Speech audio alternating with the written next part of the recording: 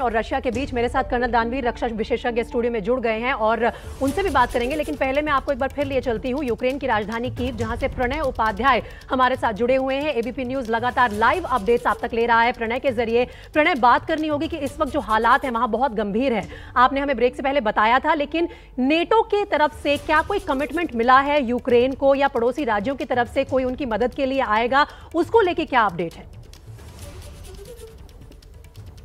देखिए, NATO general secretary Stoltenberg की तरफ से कल जो कहा गया कि नेटो रिस्पांस फोर्स जो है अपना एयर डिफेंस सिस्टम जो है वो यूक्रेन को मुहैया कराएगी।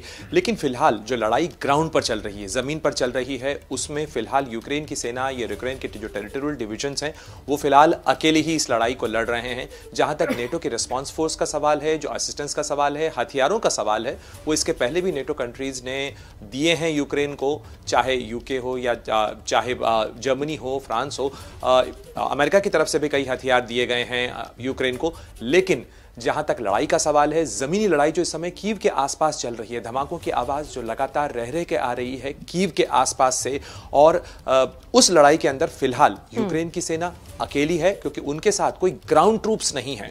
तो इस चीज को समझना होगा प्रीति कि ग्राउंड ट्रूप्स नहीं है, नेटो ने अपनी फोर्सेस नहीं दी है, वेपन असिस्टेंस दिया है। और जहां तक एयर डिफेंस सिस्टम का है, नेटो कंट्रीज के पास में जो अपना एयर डिफेंस सिस्टम है, चाहे वो पोलैंड की बॉर्डर हो, हंगरी की बॉर्डर हो, ऑस्ट्रिया बॉर्डर हो, जो वेस्टर्न बॉर्डर है यूक्रेन की, वहां पर ऑलरेडी उनका एयर डिफेंस सिस्टम एक्टिव है और उसकी रेंज है। तो कुछ एयर डिफेंस सिस्टम उनकी तरफ से मिलिट्री पावर के नजरिए से अगर देखा जाए तो पूरी तरह से बैलेंस फिलहाल रशिया के पक्ष में है। यूक्रेन को मदद मिलेगी, नहीं मिलेगी, कहां से मिलेगी, कौन कितना कमिट करेगा, इस पर लगातार हमारी अपडेट्स जारी रहेंगी।